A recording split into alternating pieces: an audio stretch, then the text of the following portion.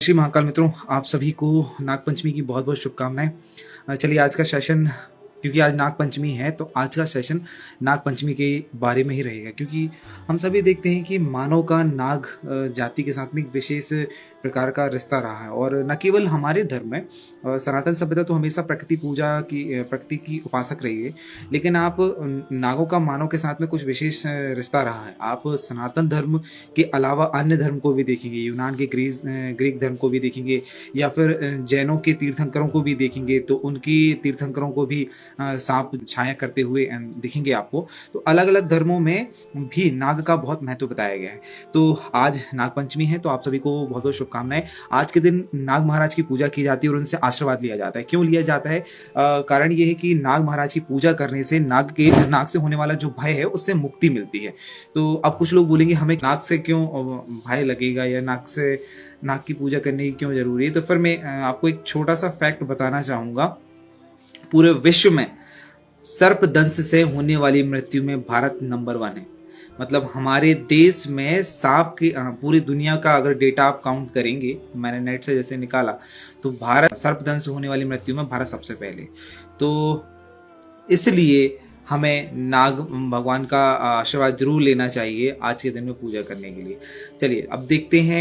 एक तो ये हो गया हमारा फिलोसफिकल आंसर। अब इसके पीछे कथा में अगर हम जाते हैं तो 2 रीजन बेसिकली मिलते हैं कि क्यों नाग पंचमी बनाई जाती है। पहला रीजन तो ये मिलता है कि आज के दिन ही भगवान श्री कृष्ण ने कालिया नाग का दमन किया था और उसको यमुना नदी से जाने के लिए बोला था।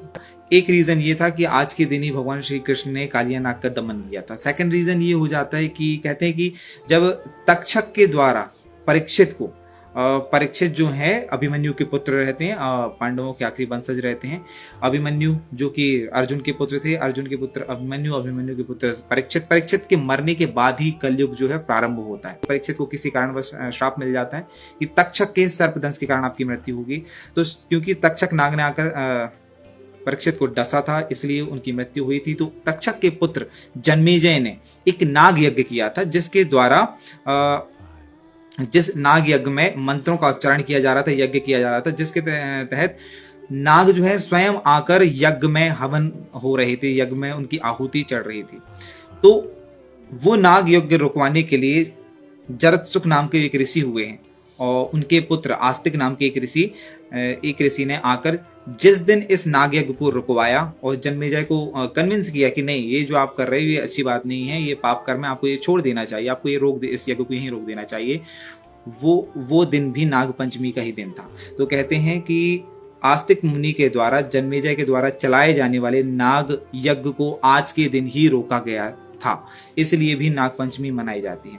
तो ये 2 कथाएं हो गई और मूलतः नाग भगवान की पूजा करने के लिए, ताकि हम उनसे अपने एक कांटेक्ट बना सकें और उनका आशीर्वाद प्राप्त कर सकें, ताकि कभी हमारे जीवन में सर्पदंश से होने वाली कुछ घटनाएं ना हो। और अगर आपने कभी कुंडली को, अपनी खुद की कुंडली बनाई हो, तो वहां पर भी आपने देखा होगा एक काल सर्प दोष होता है। काल सर्प दोष जो है वो भी सांप से ही रिलेटेड रहता है। और उसमें अब वो काल सर्प दोष कई प्रकार का हो सकता है, विशेषतः 12 प्रकार के होते हैं वो काल सर्प दोष। उसमें से कई प्रकार के होते हैं। कई बार काल सर्प दोष का अर्थ ये भी होता है कि किसी की मृत्यु होना। कई बार काल सर्प दोष का मतलब ये भी होता है कि आप अपनी जिंदगी में फंस जाते हैं किसी विशेष परिस्थिति। कई बार होता है ना कि हमारी जिंदगी में हमें जैसे जनरली अभी जैसे मेरे साथ हो रहा है कि मैं कुछ बनना चाहता था, बहुत कुछ करना चाहता था अपने जीवन में, लेकिन अभी छोटी सी नौकरी उठाई, उस नौकरी में फंस के रह गए। करना तो बहुत कुछ चाहते थे, अब अभी भी प्रयास कर रहे हैं लेकिन आगे नहीं बढ़ पा रहे हैं। तो ये जो शिथिलता आपके जीवन में आती है, ये भी आपकी राशियों में जो काल सर्प दोष होता है उसी के कारण आती है। तो इससे भी बचने के लिए हमें मनसा देवी की पूजा करनी चाहिए। अब ये मनसा देवी कौन है, इसको आगे मैं आपको इंट्रोड्यूस करूंगा। अगर आपकी कुंडली में काल सर्प दोष है तो आपको मनसा देवी की पूजा करनी चाहिए। पहले के वीडियो में मैंने आपको बताया था कि जब आप शिव पार्वती का पूरा परिवार देखते हैं तो उसमें 3 पुत्रियां भी आती, जिसमें से तीसरी पुत्री जो कि शिव जी के मस्तिष्क से उत्पन्न हुई थी, जिनको अपन मनसा देवी बोलते हैं। ये मनसा देवी जो है वासुकी नाग की बहन भी है। वासुकी नाग वही है जो शिव जी के गले में रहते हैं और सभी नागों की माता मानी जाती हैं। तो और ये वही मनसा देवी है जिसको विष की देवी भी माना जाता है, मतलब जहर की देवी। इनकी पूजा करने से कभी भी आपको नागों से भय नहीं होगा। और कहते हैं जब शिव जी ने समुद्र मंथन से निकलने वाले हलाहल को पिया था तो गले में रोकने उस हलाहल का प्रभाव शिवजी पर ज्यादा ना पड़े, उसके लिए भी मनसा देवी ही उत्तरदायी थी। तो इस तरह से कभी आप देखेंगे मनसा देवी को, ये मनसा देवी ही आस्तिक मुनि की माँ है, जिन्होंने जाकर जन्मेजय का यज्ञ रोका था, वही आस्तिक मुनि इन मनसा देवी के पुत्र हुए हैं। तो जब आप मनसा देवी का चित्र देखेंगे तो आप देखेंगे कि मनसा देवी के कान में, हाथ में, सब जगह सांपों का आभूषण वो पहनती हैं। तो चलिए हम आगे देखते हैं कि नागों का स्टार्टिंग अगर हम शास्त्रों में देखते हैं तो नागों का प्रारंभ कहाँ से होता है।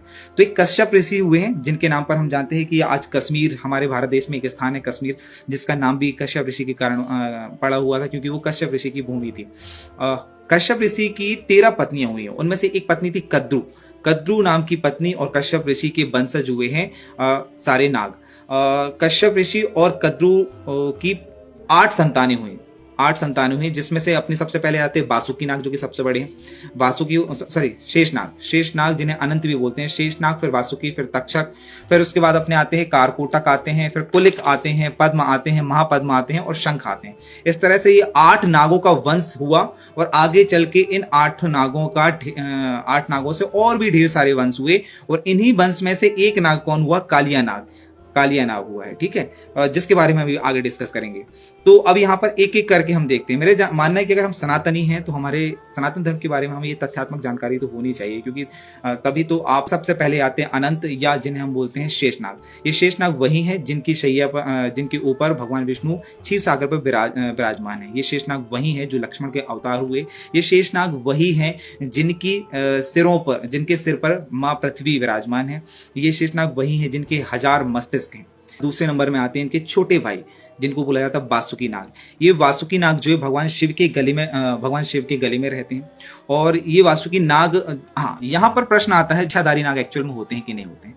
देखिए, अगर एक लाइन में जवाब देना हो तो मैं सीधे बोलूंगा इच्छाधारी नाग नहीं होते, ठीक है।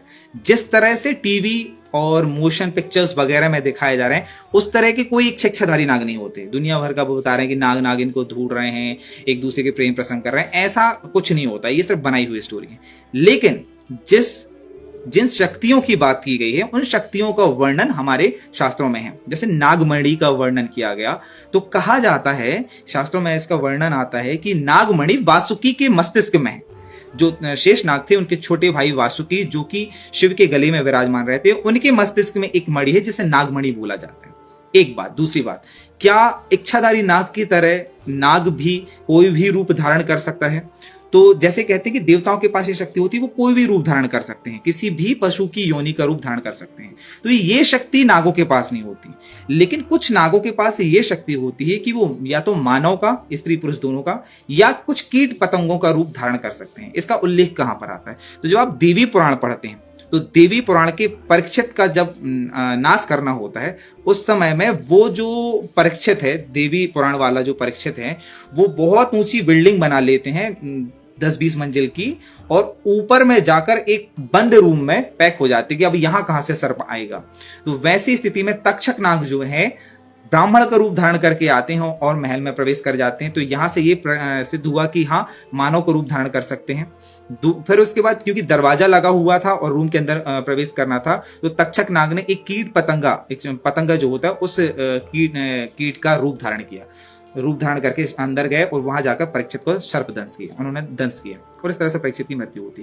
तो इस प्रसंग से हमें यह समझ में आता है कि जो कुछ विशेष नाग होते हैं, विशेष परिस्थितियों में मानव का रूप और कुछ पतंगों का रूप धारण कर सकते हैं, लेकिन वो हर योनि में हर जानवर का रूप नहीं ले सकते। तो इच्छाधारी नाग जो टीवी वगैरह में दिखाते हैं कि वो मानव बन सकते हैं, तो कुछ विशेष नागों के पास ये शक्तियां होती रही होंगी पहले। वर्तमान का कोई सबूत नहीं है, किसी ने नहीं देखा। नेट में ढेर सारे फॉल्स इंफॉर्मेशन चल रही हैं कि हैदराबाद में 5 मुक्का सांप मिला। ये सब झूठी खबरें हैं जो एडिट कर करके बनाई गई हैं। वास्तविकता ये है कि इच्छाधारी नाग जैसा वर्तमान में तो कुछ नहीं है, हमारे शास्त्रों में भी कुछ नहीं है। हाँ, 1-2 नाग ऐसे हैं जिनके शरीर का वर्णन आता है। ठीक है, आगे बढ़ते हैं।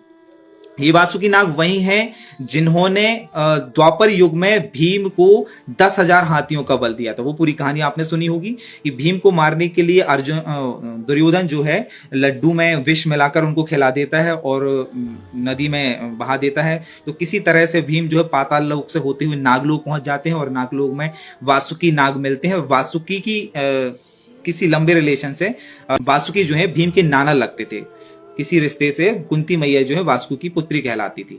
तो क्योंकि वो उनका नाती था, इसलिए वासुकी ने उनकी कहना चाहिए से उनको खाना पीना खिलाया, उनका जो जहर था उसको दूर किया और उनको बल दिया कि तुम्हारे पास आज से 10,000 हाथियों के बराबर बल होगा। ये हमारे और अगली बात, समुद्र मंथन जब हुआ था तो हम सभी ने पर्वत को रखकर एक सांप से पकड़कर गोल लपेट कर गोल गोल गोल गोल घुमाया गया था। तो वो सांप कौन था? वो सांप भी वासुकी नाग ही था, जो कि शिव जी के गले में रहते हैं। यही वासुकी नाग था। तो इस तरह से ये 2 नाग हुए। तीसरे हम पहुंचते हैं तक्षक नाग। तक्षक कौन है? तक्षक ये तीसरे नंबर के भाई थे, जिनका वर्णन हमको कई जगह पर मिलता है। जब अर्जुन को खांडव वन मिलता है घर के विभाजन में, बंटवारे में, तो उस खांडव वन में भी तक्षक नाग रहता था, जिसको वहां से अर्जुन भगाने का काम करते हैं। इसी का बदला लेने के लिए अर्जुन जो है वो तक्षक नाग जो है बाद में अर्जुन को मारने का प्रयास करते हैं। कर्ण से बोलते हैं मैं तुम्हारे सांप में, तुम्हारे तीर में बैठ के चला जाता हूँ। वो एक अलग स्टोरी है। और यही तक्षक आगे चलकर परीक्षित को, अभिमन्यु के पुत्र परीक्षित को आकर डसते हैं और उनको मारते हैं। तो इस तरह से ये तीसरे हुए। चौथे आते हैं कारकोटक।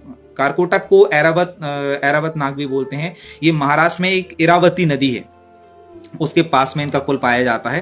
कहते हैं ये कारकोटक नाग ने उज्जैन में जाकर तपस्या की थी और उसी तपस्या के प्रभाव से ये हुआ था कि जो परीक्षित ने नाग यज्ञ किया था, जिसमें ढेर सारे नाग जो है स्वयं खिंचे चले आ रहे थे यज्ञ की ओर, तो इन कारकोटक नाग ने उज्जैन में तपस्या की थी। उस तपस्या के प्रभाव से ये उस यज्ञ से बच गए थे और उसी के नाम पर, वहीं पर जहां पर इन्होंने तपस्या की थी, आज भी उज्जैन में कहते हैं कारकोटेश्वर नाम के महादेव का मंदिर बना हुआ है। और बाकी अन्य 4 हुए कौन कौन? पद्म हुए, महापद्म हुए, कुलिक हुए, शंख हुए। तो इस तरह से ये 8 नाग होते हैं। अग्नि पुराण के हिसाब से तो 80 नागों के प्रजातियां पाई जाती हैं, लेकिन आज के समय में हम देखते हैं कि नेट में अगर आप देखेंगे तो 3600 नागों की प्रजातियां हैं, जिनमें से सबसे ज्यादा 300 नागों की प्रजातियां भारत में पाई जाती हैं।